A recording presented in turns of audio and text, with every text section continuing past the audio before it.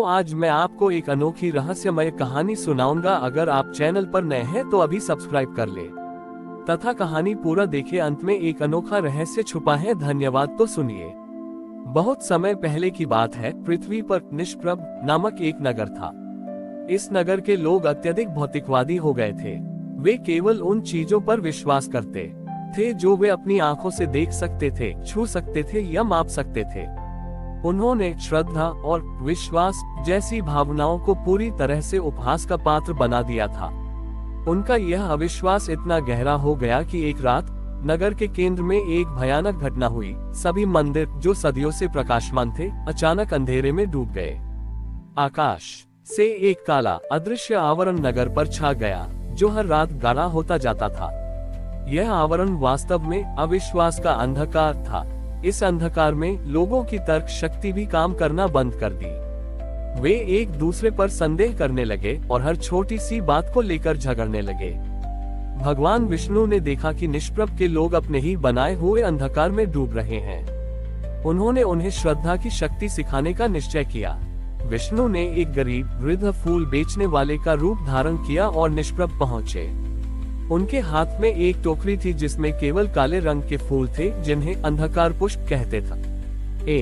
वृद्ध फूल वाला चौपाल पर खड़ा हो गया और घोषणा की, हे नगर वासियों, मैं आपको ये अंधकार पुष्प बेचना चाहता हूँ।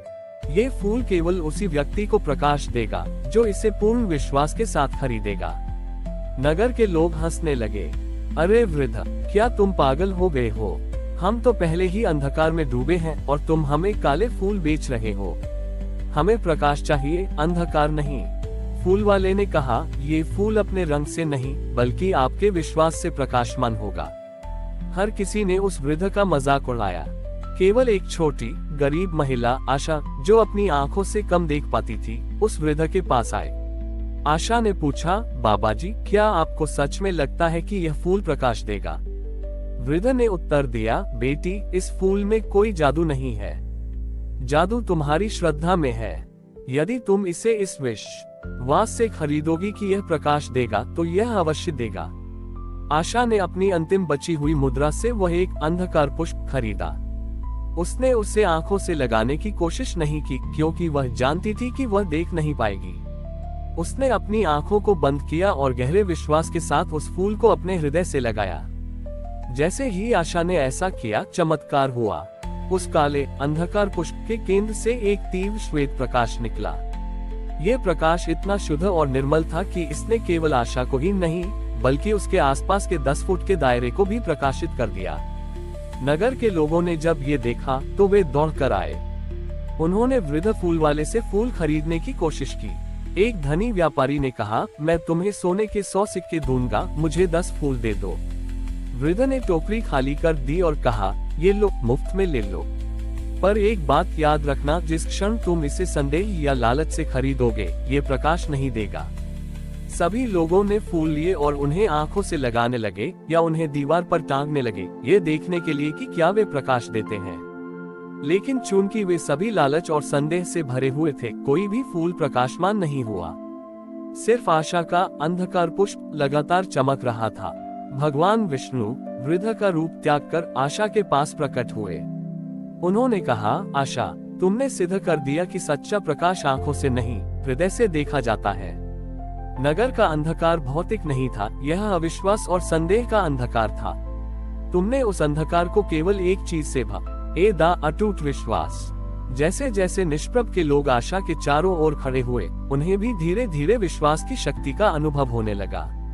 उनका अंधकार धीरे धीरे छटने लगा और मंदिर फिर से प्रकाशमान हो गए। इस प्रकार भगवान विष्णु ने निष्प्रभ को सिखाया कि जब भौतिक सत्य विफल हो जाता है, तब श्रद्धा का प्रकाश ही सबसे बड़ा मार्गदर्शक होता है।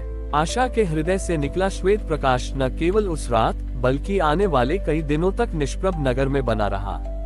अंधकार पुष्प की माला, जिसे उसने अपने गले में धारण कर लिया था, उसकी अटूट श्रद्धा का प्रतीक बन गई। नगर के लोग, जो अब भी संदेह और तर्क के अंधेरे से पूरी तरह मुक्त नहीं हुए थे, आशा के पास आते थे।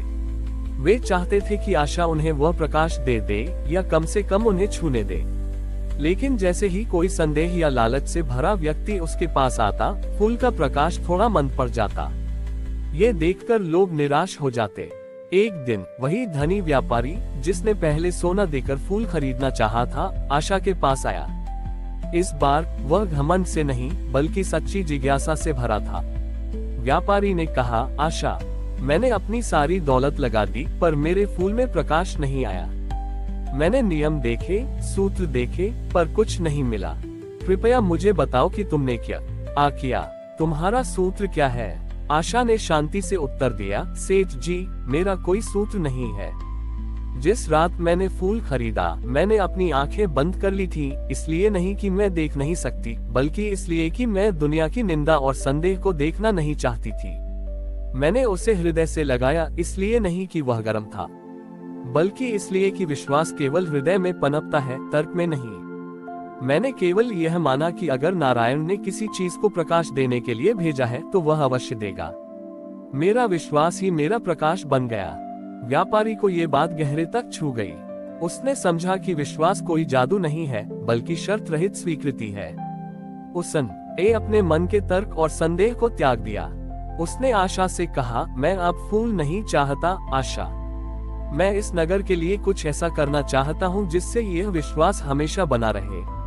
उस व्यापारी ने अपनी सारी संपत्ति लगा दी और गांव के केंद्र में एक भव्य श्रद्धा स्तंभ का निर्माण करवाया। ये स्तंभ किसी देवी देवता की मूर्ति का नहीं था, बल्कि यह एक विशाल अंधकार पुष्प की कलाकृति थी, जिसके केंद्र में आशा का पहला फूल हमेशा सुरक्षित रखा गया। स्तंभ का नियम। स्तंभ पर एक सरल वाक्य लिखा गया, देखने से पहले विश्वास करो। ये स्तंभ निष्प्रभ नगर के लिए एक नया नियम बन गया। जब भी नगर में कोई संकट आता या किसी बात पर संदेह पैदा होता, लोग इस स्तंभ के पास आते थे। वे अपनी आंखें बंद करते थे, अपने संदेह को त्यागते थे और केवल सद्भाव तथा ईश्वर की कृपा में विश्वास करते थे। जब उन्होंने संदेह छोड़कर विश्वास से काम करना शुरू किया तो उनके कार्य सफल होने लगे। उन्होंने अपनी आंखों से देखा कि जिस कार्य को वे संदेह से शुरू करते थे वह सफल होता था, और जिस कार्य को वे पूर्ण विश्वास और अच्छे इरादे से शुरू करते थे वह सफल होता था। इस प्रकार निष्प्रभ नगर हमेशा के लिए श्रद्धा नगर में बदल गया। भगवान विष्णु ने उन्हें सिखाया कि जीवन की सबसे बड़ी शक्ति भौतिकता या तर्क में नहीं है, बल्कि उस अदृश्य अटूट विश्वास में है जो मनुष्य को हर कार से बाहर निकाल सकता है।